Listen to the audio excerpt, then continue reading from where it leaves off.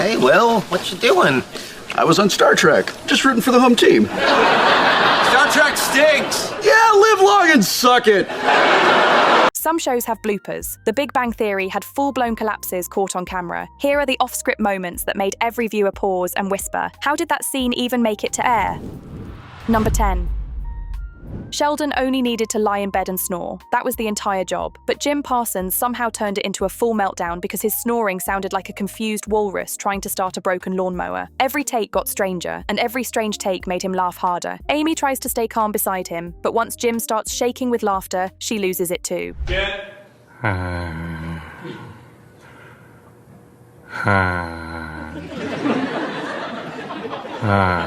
By the fifth attempt, he's apologizing to the crew between giggles. At that point, no one is thinking about physics. They are just trying to survive Sheldon's cursed snore setting. Number 9.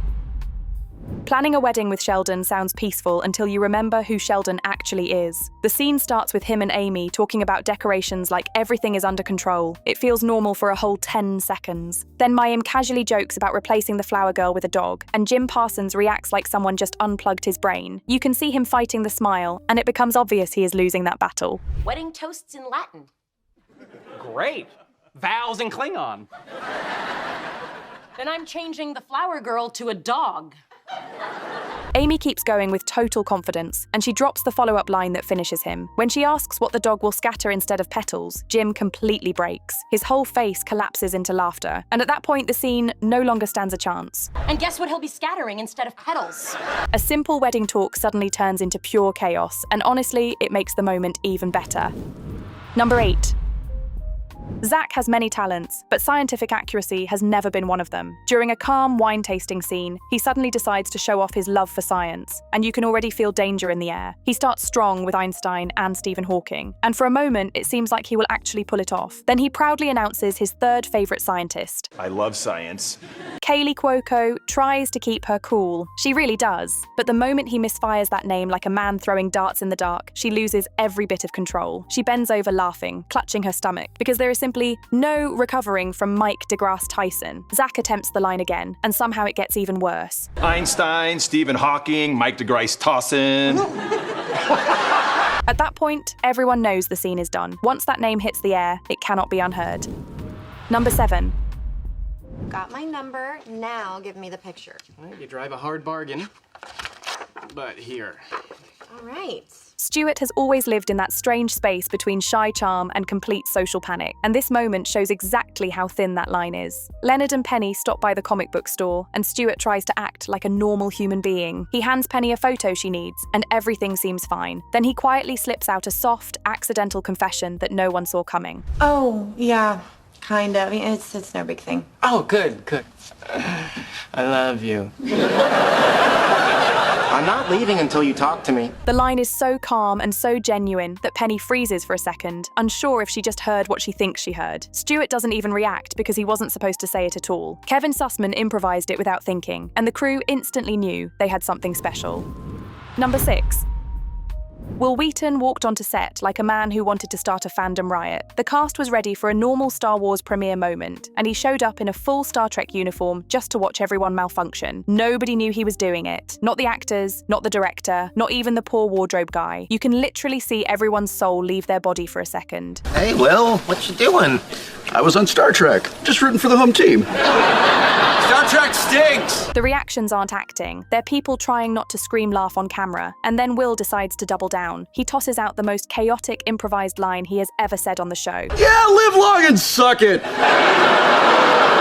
That's the moment the cast fully breaks. The studio audience loses control, and somewhere deep inside, Sheldon's blood pressure hits orbit. Will Wheaton basically triggered a nerd earthquake. Number 5. Stuart trying to impress customers is already a risky situation, but this moment goes off the rails in seconds. He's explaining why women never feel comfortable in his store, and for some reason he thinks mentioning his breastfeeding area will help. Before anyone can process that, he adds the line that destroys the entire set. Oh, don't worry, I've got a camera right up here, so I could watch from the counter, make sure guys aren't being pervs. The instant the word watch comes out, Kevin Sussman realizes he sounds like the world's quietest criminal. He tries to correct himself, but the panic hits and he can't even finish the sentence. He stutters, laughs, resets, and fails again. Melissa Rauch is supposed to look horrified, but she breaks so hard she almost turns away from the camera. Anyway,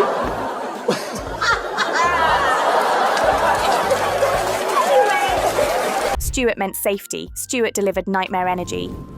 Number 4.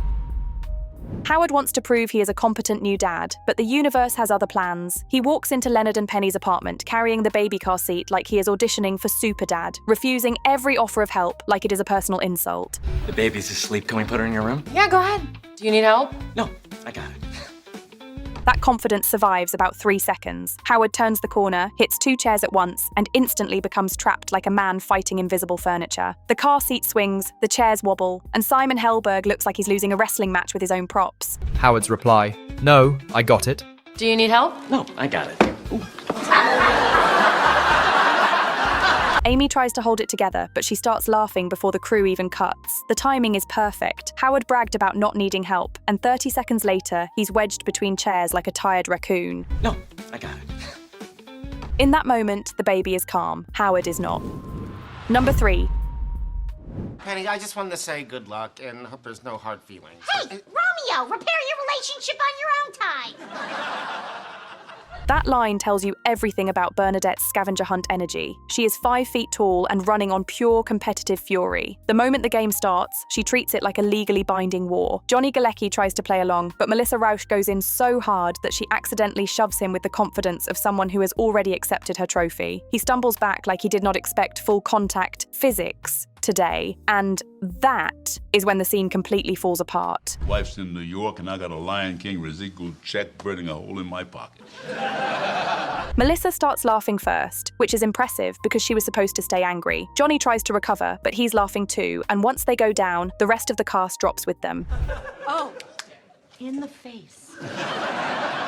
They reset several times, but every new take becomes funnier because now Johnny is bracing himself like Bernadette might launch him into a bookshelf.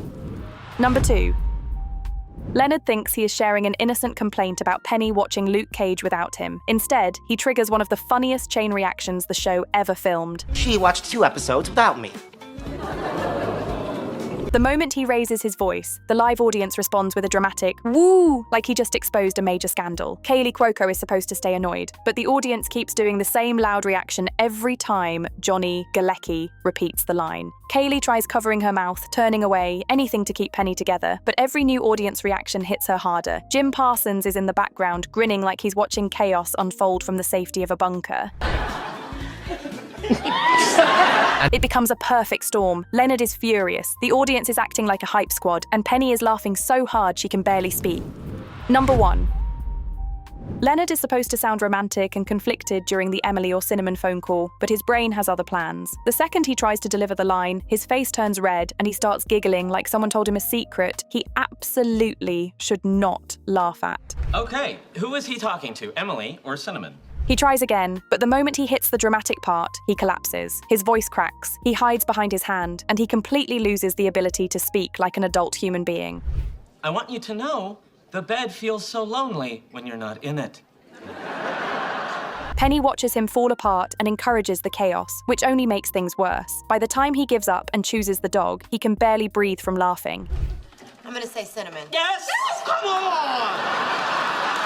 None of it was scripted. Every second is just Johnny Galecki fighting for his life. If Sheldon ever saw how many times the cast broke character, he would file a 600-page complaint with the union and demand emotional damages. Meanwhile, the rest of us are here enjoying every second. So tell me honestly, which moment would Sheldon have hated the most?